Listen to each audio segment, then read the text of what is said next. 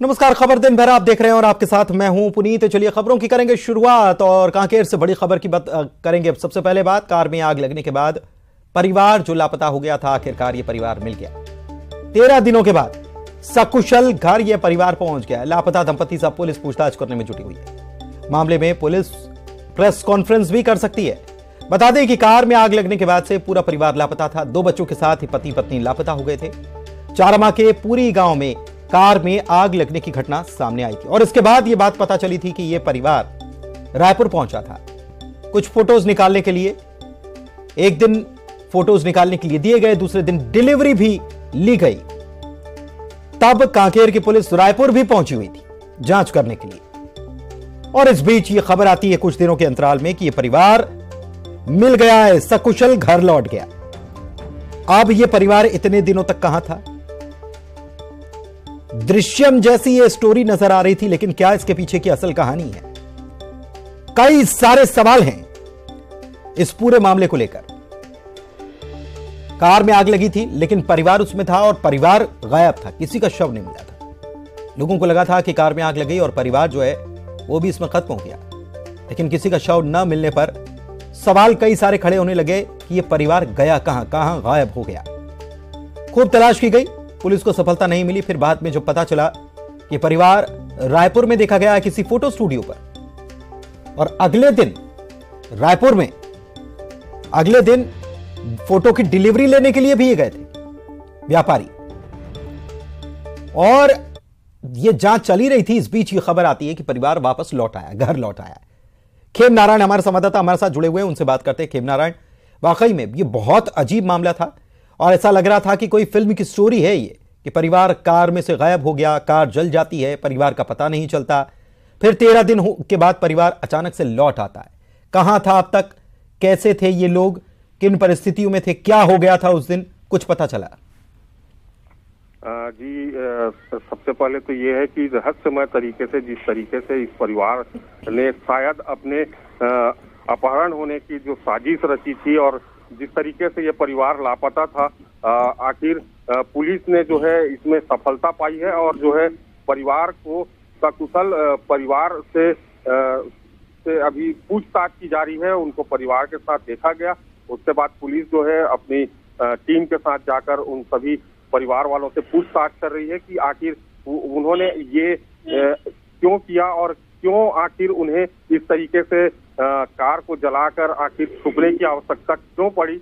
आखिर ये जो रहस्य है उसको बताने के लिए पुलिस शायद कल पुलिस प्रेस कॉन्फ्रेंस रखेगी। अभी पुलिस काफी पूछताछ जो है गायब लापता परिवार के साथ कर रही है कि आखिर उनके साथ और कौन कौन शामिल था कि उनको इस तरीके से मदद करने के लिए, और वो जब दुर्घटना हुई, कार में आग लगा, उसके बाद वो कहाँ कहाँ गए और कैसे वो फिर अपने परिवार के पास वापस लौटे, फिर किन कारणों से उनको वापस लौटना पड़ा। ये सब जो है पुलिस अभी उनसे पूछताछ कर रही है और कल जब प्रेस कॉन्फ्रेंस होगी तो पुलिस इसका खुलासा करेगी। जी नहीं, ये इसमें पुलिस की कामयाबी कहाँ है? पुलिस ने खोज निकाला इस परिवार को कि ये परिवार खुद ही लौट गया? जी, जब से ये दुर्घटना हुई, लापता हुए लोग, उसके बाद से जो है पुलिस अपनी टीम गठित करके जो है हर ठिकानों और लोकेशन पर जाकर पतासाजी कर रही थी। और आज भी जो है पुलिस जो है अपनी टीम के साथ लगी हुई थी और उनको जैसे सूचना मिली तो इन्होंने जाकर जो है उनको लापता परिवार का पता लगाया और उनसे पूछताछ जो है कर रही है। नहीं तो ये लापता परिवार क्या अपने घर पहुंच गया था, उसके बाद पुलिस पहुंची, या पुलिस इनको खोज कर लाई है? जी देखिए, पुलिस का भी ये कहना है कि सकुशल जो है परिवार से चलिए ठीक है। शलभ सिन्हा एसपी जो हैं वो इस वक्त हमारे साथ पुलिस अधीक्षक साहब जुड़े हुए हैं, उनसे बात कर लेते हैं उनके पास क्या जानकारी आई है। शलभ सिन्हा जी, ये जो पूरा मामला है ये बहुत हैरान कर गया। हर किसी के दिमाग में यही सवाल था कि ये क्या हुआ, कैसे हुआ, अब कहां था परिवार, क्या क्या जानकारी आपके पास आई है? क्या पुलिस ने खोज निकाला या परिवार खुद ही लौट गया? अभी प्रारंभिक तौर पे जो जानकारी हमको मिली, हम उसके हिसाब से परिवार को हम लोगों ने अपने कब्जे में ले लिया था। वो पखांजूर में ही उनका लोकेशन हमको मिला, पखांजूर से ही उनको बरामद किया गया है। और क्योंकि अभी विस्तृत पूछताछ हम लोग कर किए नहीं है, क्योंकि काफी दिन से परिवार से लोग दूर थे, परिवार से मिलना जुलना हो रहा था। तो अभी पूछताछ में फिर आगे जो भी बातें हैं वो एग्जैक्टली क्लियर होकर के सामने आएंगी। जी, मतलब ये एक बार बीच में ये बात भी सामने आई थी कि ये परिवार रायपुर में देखा गया है फोटो स्टूडियो में। जी जी जी जी जी, ये दमसरी में और रायपुर दोनों जगह स्पॉट हुए थे। फिर उसके बाद हमको उसके बाद और भी पता चला था कि रायपुर में 2-3 जगह और ये लोग घटना के बाद में स्पॉट हुए थे। उस हिसाब से हमारी अलग अलग टीमें रायपुर में भी कैंप की हुई थी, दमसरी में भी कैंप की हुई थी, पखांजूर की टीम भी लगातार जगह जगह तलाशी की थी। तो उसी क्रम में फिर इनका लोकेशन हमको मिला है। अभी पूरी कहानी नहीं मालूम है क्योंकि जस्ट हम लोग इनको बरामद किए हैं। अभी एक बार विस्तृत तौर पे पूरा घटनाक्रम समझेंगे उस दिन से लेके अभी तक क्या हुआ। लेकिन एसपी साहब मैं ये चीज समझना चाह रहा हूँ कि अभी से मतलब जब से ये गायब हुआ परिवार तब आपने कई पहलुओं पर छानबीन भी पुलिस ने की होगी कि क्या वजह लापता हो सकती। व्यवसाय करते हैं ये, तो कुछ व्यवसाय से जुड़ा हुआ कुछ मसला था जिसकी वजह से ये परिवार अचानक से लापता हुआ। क्या कहानी इसके पहले की जांच के दौरान क्या कुछ आपको मिला? जांच के दौरान हम लोगों को ऐसा कोई भी पहलू नहीं मिला था जो कि मतलब किसी क्या कहते हैं कंक्रीट कोई कंक्लूजन हमको हम निकाल पाए, क्योंकि हम हर एंगल से वही जांच कर रहे थे कि क्या कहीं पैसों का मामला था, कहीं बिजनेस में कोई घाटा हुआ था, क्योंकि बिजनेस इनका जो भी हम लोगों को दस्तावेज मिले थे उसके हिसाब से बिजनेस में ऐसा कोई विशेष घाटा या कोई ऐसा नुकसान भी नहीं दिख रहा था। तो उस हिसाब से तो हम लोगों को कोई बिजनेस का एंगल दिख नहीं रहा था। बट फिर भी मैं जैसा कह रहा हूँ अभी क्योंकि उनसे विस्तृत पूछताछ हमने की नहीं है, पूछताछ करने के बाद ही हम पूरा डिटेल। बस आखिरी सवाल कि परिवार क्या सुरक्षित है पूरी तरह से? सुरक्षित है पूरी तरीके से। बहुत शुक्रिया। प्रेस कॉन्फ्रेंस करेगी पुलिस और उसके बाद मामले का खुलासा होगा जब पूछताछ होगी डिटेल में, उसके बाद पता चलेगा कि इतने दिन तक कहां था ये परिवार। और जशपुर से बड़ी खबर बता रहे हैं, 3 घरों में आग लग गई और इससे हड़कंप मच गया। घर में रखा हुआ लाखों का सामान जलकर खाक हो गया और ओडिशा से दमकल की गाड़ियों को बुलाकर आग को बुझवाया गया। आग लगने की घटना में हालांकि कोई जनहानि नहीं हुई है। तपकरा थाने के लवाकेरा की यह घटना। 3 मकानों में आग लगने की घटना सामने आई।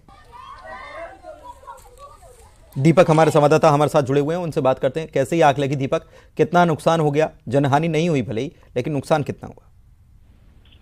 जी पुलिस, मैं आपको बताऊं कि आज देर शाम जो है तपकरा थाना क्षेत्र के लवाकेरा गांव में, जो कि उड़ीसा सीमा से लगा हुआ है, वहां पर एक घर में आग लग गई और उस आग की लपटें जो है आस पड़ोस के घर में लगने लगी, जिसके बाद एक के बाद एक मतलब 3 घरों में वहां पे आग लग गई, जिसके बाद जो प्रशासनिक अमला है उसको सूचना दी गई और उसके बाद जो उड़ीसा राज्य से वहां पे फायर ब्रिगेड को बुलाया गया, क्योंकि जो कुनकुरी जो मुख्यालय है वहां से लगभग 70 किलोमीटर दूर है और उड़ीसा के जो मुख्यालय है वहां से महज 20 किलोमीटर की दूरी पर है।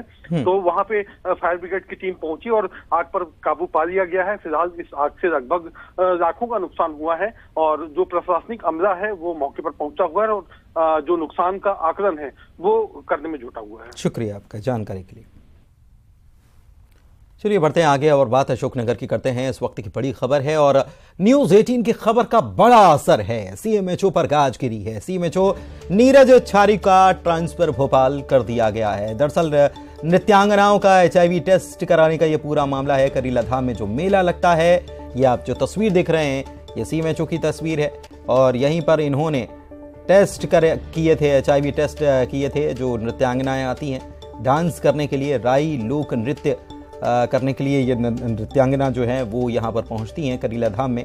लोगों की आस्था होती है, श्रद्धा होती है और इसीलिए रंग पंचमी पर लाखों की संख्या में लोग यहाँ पर जुटते हैं।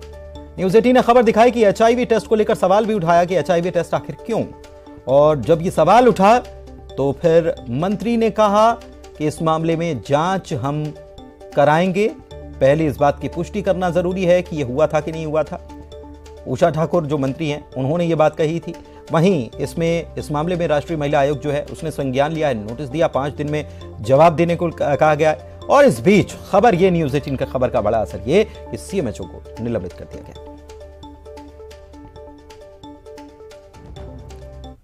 छत्तीसगढ़ के बेरोजगारों के लिए राज्य सरकार ने सौगात दी है। मुख्यमंत्री की घोषणा के मुताबिक बेरोजगारी भत्ता देने के लिए रोजगार विभाग ने आदेश जारी कर दिया है। जानकारी के मुताबिक राज्य के 12वीं पास बेरोजगारों को अप्रैल महीने से हर महीने 2,500 रुपए दिए जाएंगे। 1 साल में यदि नौकरी नहीं मिलेगी तो 1 साल के लिए और इसे बढ़ा भी दिया जाएगा। यह भी बताया गया है कि 2 साल से ज्यादा बेरोजगारी भत्ता देने का प्रावधान भी नहीं होगा। जानकारी के मुताबिक बेरोजगारी भत्ते के लिए वे युवा ही पात्र होंगे जिनके परिवार की वार्षिक आमदनी 2.5 लाख से कम होगी। एक परिवार से एक ही व्यक्ति को भत्ता भी दिया जाएगा। ये 1 अप्रैल से मिलेगा। सरकारी या किसी निजी नौकरी का ऑफर मिलने के बाद भी नौकरी ठुकराने वाले अपात्र हो जाएंगे। इसके अलावा रोजगार कार्यालय में जो रजिस्ट्रेशन और तमाम चीजें जो हैं वो भी साथ में संलग्न हैं। पूरा नोटिफिकेशन जारी हो गया इसका। और विधानसभा में सोमवार को राज्यपाल के अभिभाषण पर छेड़छाड़ के मुद्दे पर विपक्ष ने सत्ता पक्ष को घेरा। बृजमोहन अग्रवाल ने आरोप लगाया कि राज्यपाल जो अभिभाषण पढ़ा है उन्होंने उसमें छेड़छाड़ की गई। हिंदी में जो कॉपी बांटी गई और राज्यपाल ने अंग्रेजी में जो भाषण पढ़ा उसमें अंतर है। उन्होंने विशेषाधिकार हनन का आरोप लगाया। इसे लेकर विपक्ष के साथ साथ सत्ता पक्ष से भी जोरदार शोर शराबा शुरू हुआ। सदन की कार्यवाही 10 मिनट तक के लिए स्थगित की गई। विपक्ष ने कहा कि अब तक के इतिहास में यह पहली घटना है। आरक्षण के बारे में अंग्रेजी में एक लाइन और हिंदी में बढ़ा चढ़ाकर बनाई गई लाइन जोड़ी गई। नेता प्रतिपक्ष नारायण चंदेल ने कहा कि मूल बात विधानसभा में गलत करने की कोशिश तक की गई। आज तक के विधानसभा के इतिहास में कभी ऐसा नहीं हुआ।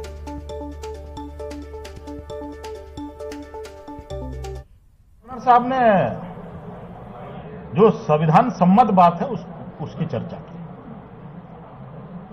जो विधान में है, जो विधि में है, उस पर उन्होंने टिप्पणी की। लेकिन जो डिफरेंस है कि गवर्नर साहब ने जो अभिभाषण सरकार का पढ़ा और माननीय सदस्यों को जो वितरित हुआ उसमें अंतर कैसे आया। और ऐसी सरकार जो राज्यपाल जी के साथ में फ्रॉड कर सकती है, ऐसी सरकार को तो 1 मिनट भी पद पर नहीं रहना चाहिए। इसके लिए हमने विशेषाधिकार भंग की सूचना तो दी है, अवमानना की सूचना दी है, और आवश्यकता होगी तो हम कानूनी सलाह लेकर ये सरकार के द्वारा जो जालसाजी की गई है राज्यपाल जी के अभिभाषण पर, अगर आवश्यकता होगी तो हम न्यायालय में भी जाएंगे और इस सरकार के खिलाफ में कार्रवाई हो, इसका आग्रह हम न्यायालय से करेंगे। शराबबंदी एक सेंसिटिव मैटर है, उसमें उसका क्या रिजल्ट रहेगा, इसके लिए एक समिति बनाया गया है कि उन प्रदेशों का दौरा करके अध्ययन करेगी समिति जहां शराबबंदी हुआ है। और अभी कुछ प्रदेशों का दौरा हुआ है, कुछ प्रदेशों का दौरा भी करना बाकी है। माननीय सत्यनारायण शर्मा जी उसके अध्यक्ष हैं, और जब समिति का रिपोर्ट आएगा तभी हम कुछ कह पाएंगे। महामहिम के अभिभाषण में हमने जो हिंदी रूपांतरण जो प्रेषित किया था उसमें आरक्षण का उल्लेख था, और महामहिम के अभिभाषण का जो वितरण किया गया है सदन में उसमें भी आरक्षण का उल्लेख है। अब उनका कहना है अंग्रेजी में जो महामहिम ने कहा है वो और हिंदी का जो रूपांतरण है उसमें थोड़ी भिन्नता है। हमने जो राजभवन को भेजा हमने उसी को प्रसारित किया है। अब अंग्रेजी में किस रूप में आया है, आज आसंदी से उसमें व्यवस्था आ गई है। शासन को उन्होंने स्पष्टीकरण मांगा है, शासन के द्वारा समुचित जानकारी दे दी जाएगी। छत्तीसगढ़ विधानसभा की कार्यवाही के दौरान पीसीसी चीफ मोहन मरकाम के तीखे तेवर देखने को मिल गए। मोहन मरकाम ने कोंडागांव में डीएमएफ फंड जो है इसमें गड़बड़ी का मुद्दा उठाया। मोहन मरकाम ने कहा कि डीएमएफ घोटाले में 7 करोड़ रुपए से ज्यादा की रकम की बंदरबांट हो गई। माननीय मंत्री महोदय बताएं कि इस मामले में संबंधित अधिकारी पर कार्रवाई क्या होगी। उन्होंने सदन में विधानसभा की समिति से जांच कराने तक की मांग उठाई। मोहन मरकाम के सवाल और आरोपों पर विपक्ष ने भी खूब हंगामा किया। बीजेपी ने कहा कि कांग्रेस सरकार अपनी पार्टी प्रदेश अध्यक्ष की बात नहीं सुन रही। मोहन मरकाम के सुर में सुर मिलाते हुए पूर्व मंत्री और विधायक बृजमोहन अग्रवाल ने कहा कि पूरे प्रदेश में डीएमएफ की 50% राशि का बंदरबांट किया गया। पहले भी डीएमएफ की राशि में गड़बड़ी का मामला सामने आ चुका है। वहीं विधायक धर्मजीत सिंह ने कहा कि देखो आज मरकाम भय मुक्त होकर सवाल कर रहे हैं। उधर मरकाम के सवालों का जवाब देते हुए मंत्री रविंद्र चौबे ने जांच का भरोसा दिलाया। डीएमएफ राशि का जो जिस ढंग से बंदरबाट हुआ है, लगभग 7 करोड़ रुपया कागजों में मतलब जो सप्लाई का काम किया गया है। मैं माननीय मंत्री से जानना चाहता हूं, आप नाम उसका उजागर क्यों नहीं करना नहीं चाहते, और क्या उजागर करना क्यों नहीं चाहते, और किस किस विभाग में वो व्यक्ति पदस्थ है और वही व्यक्ति हर काम कैसे देख रहा है। और सबसे बड़ी बात, आप आरएस को निर्माण एजेंसी का काम देते हैं, निर्माण का काम देते हैं, वो सप्लाई का भी काम कर रहा है, अन्य काम भी कर रहा है, तो क्या इसको विधानसभा की समिति से जांच कराएंगे और दोषी व्यक्ति के ऊपर कार्यवाही करेंगे क्या? मेरा सीधा सीधा आरोप है माननीय उपाध्यक्ष महोदय, लगभग 7 करोड़ रुपए जो डीएमएफ का पैसे का इन्होंने बंदरबाट किया है, इसकी विधानसभा से जांच कराएंगे क्या? 30 करोड़ है। और इसी के साथ इस बुलेटिन में फिलहाल इतना ही। खबरों का सिलसिला जारी है।